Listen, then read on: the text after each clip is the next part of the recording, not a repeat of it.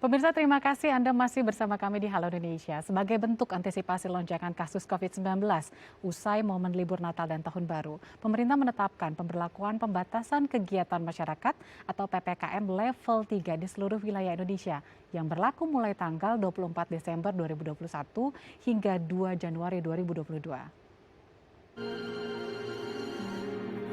Guna menekan kasus COVID-19 kembali melonjak setelah libur akhir tahun. Pada masa libur Natal 2021 dan Tahun Baru atau Nataru 2022, pemerintah resmi mengumumkan akan menerapkan pemberlakuan pembatasan kegiatan masyarakat atau PPKM level 3 di seluruh wilayah Indonesia.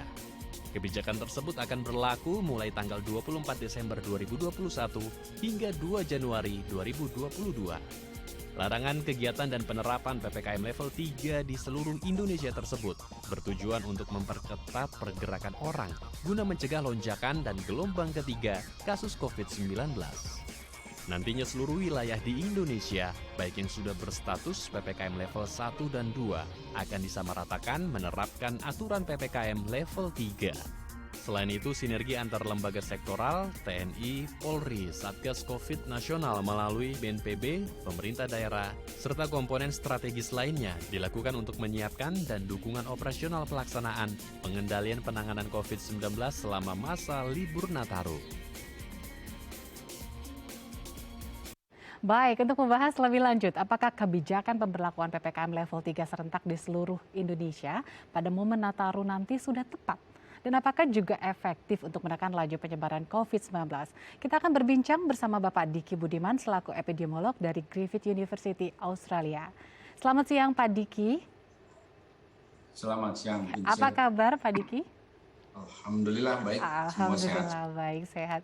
Pak Diki, pemerintah memberlakukan penerapan PPKM level 3 di seluruh wilayah Indonesia pada tanggal 24 Januari hingga 24 Desember hingga 2 Januari mendatang. Nah, kalau melihat dari angka kasus COVID-19 yang dirawat di Wisma Atlet yang sudah mulai merangkak naik, memang masih terkendali begitu. Tetapi juga melihat saat ini kerumunan masyarakat sudah mulai euforia begitu. Restoran sudah mulai ramai, mal sudah mulai ramai, jalanan juga sudah mulai padat begitu. Nah, apakah level 3 ini cukup efektif diberlakukan atau mungkin memang sebenarnya membutuhkan penyesuaian juga karena masyarakat juga banyak Pak Diki yang ingin melakukan mudik atau libur Natal tahun baru begitu. Nah, apakah ini butuh level 3 tapi penyesuaian untuk mengakomodir masyarakat lain yang ingin berlibur pada saat nanti Nataru? Nah, kira-kira menurut Pak Diki bagaimana?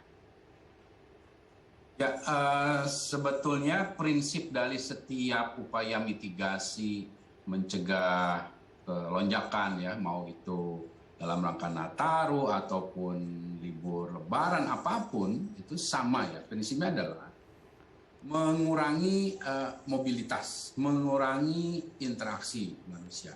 Dan karena kalau ini terjadi, apalagi ditambah dengan fakta bahwa ada sekitar kurang lebih 40% dari penduduk kita ini belum memiliki imunitas, baik itu belum vaksinasi terutama belum mereka peroleh, ya dikombinasi dengan tadi mobilitas interaksi itu akan jadi kombinasi yang sempurna, dan itu yang terjadi di Eropa akibatnya saat ini.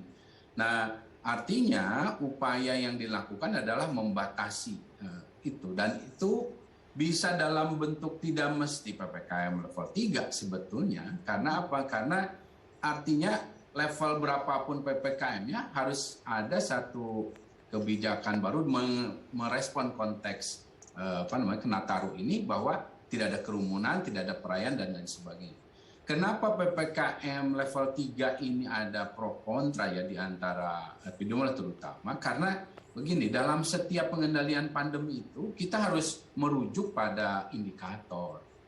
Ketika menerapkan, kenapa ini D1, kenapa 2, kenapa 3, itu harus ada indikator yang sifatnya ya konsisten, itu jadi rujukan, dan itu ada pedomannya juga dari WHO. Dan itulah sebabnya ketika misalnya pelaksanaan menjelang Nataru ini di negara-negara lain ya tidak disebutkan akan menjadikan levelingnya menjadi level yang lebih ketat, tidak seperti itu, tapi dia akan menyampaikan bahwa meskipun kita dalam level yang sekarang misalnya 1 atau 2, tapi ada pengetatan, ada pembatasan. Itu untuk membuat apa? Membuat masyarakat juga tetap aware ya bahwa ada leveling, kemudian juga menyadari bahwa ini situasi memang serius.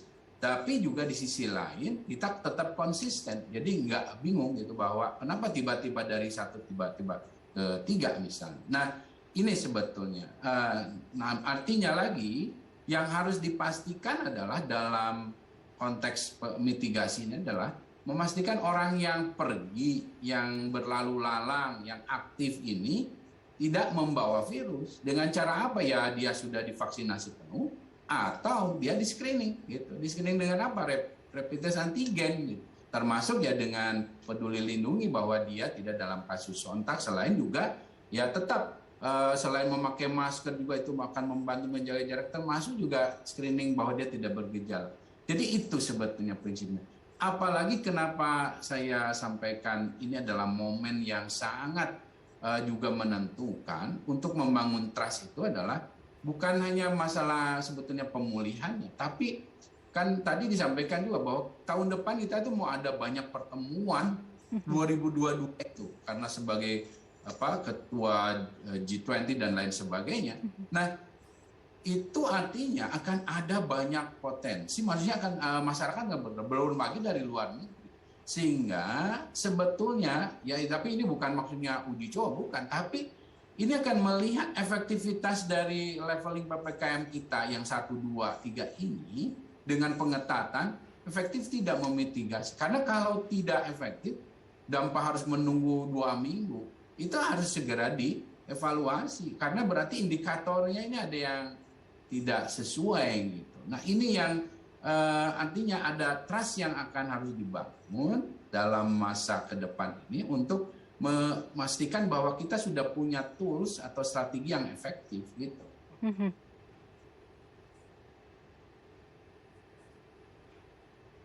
Ya, lalu Pak Diki bagaimana dengan indikator tadi? Karena kan Pak Diki bilang katanya seharusnya ada indikator.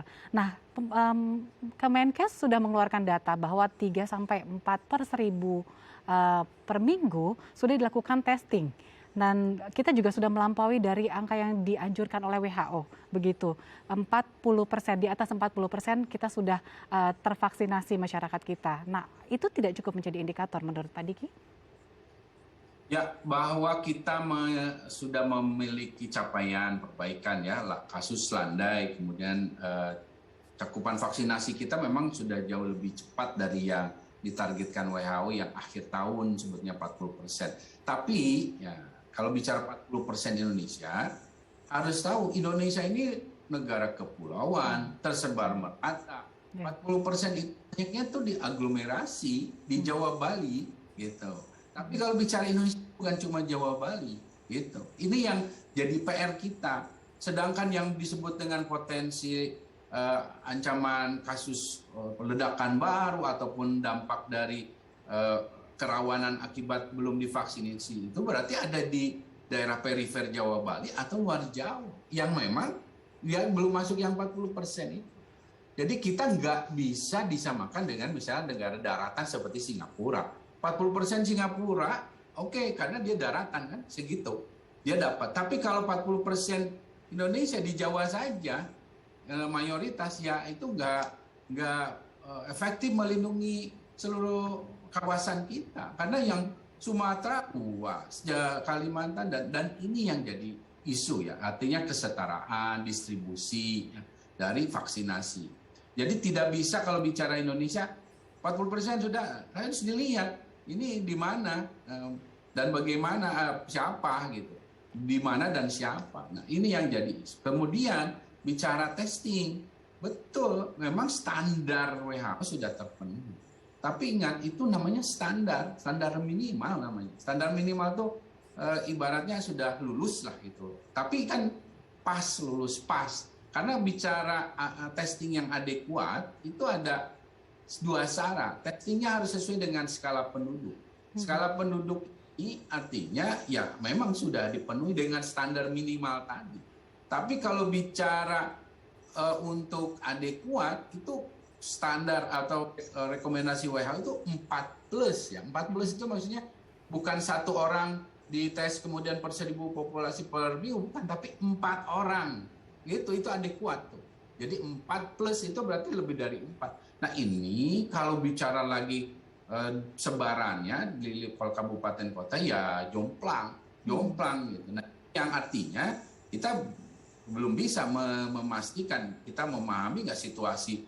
Ya mungkin di Jakarta bisa difahami ya, Jakarta kita bisa punya pemetaan yang benar. Tapi kalau bicara Indonesia ya belum. Betul. Tes yang kedua adalah sesuai dengan eskalasi pandemi. Eskalasi pandemi ini antara lain kalau bicara ada tes, ada yang terkonfirmasi, ya harus dilakukan pelacakan kasus kontak ya harusnya 30 orang dari kasus itu. Karena kalau orang Indonesia keluar rumah itu nggak mungkin cuma ketemu cuma 15, nggak mungkin, ke pasar aja udah banyak. Itu Indonesia. Kalau di sini mungkin ya bisa lah. Tapi Indonesia itu nggak mungkin, makanya cakupan tracingnya itu yang bisa hanya 15. 30 standar WHO itu harus dipenuhi, bahkan harus lebih. Vietnam aja yang penduduknya hampir 1/3 atau 1/4 Indonesia itu sampai 100 atau 200 dari satu kasus. Itu bicara eskalasi pandemi tes. Baik, berarti tadi penyesuaian juga harus dilakukan melihat sebelum merujuk menjadi PPKM level 1, 2, 3 itu harus melihat juga dengan perilaku, budaya, dan kondisi luas wilayah Indonesia. Nanti kita akan membahas lagi Pak Diki, bagaimana prediksi Pak Diki terhadap nanti Nataru, apakah nanti di gelombang ketiga ini lebih tinggi atau bahkan lebih rendah? Nanti dijawabnya ya Pak Diki setelah jeda. Pemirsa jangan kemana-mana, usai jeda kita akan melanjutkan perbincangan, tetap bersama kami di Halo Indonesia.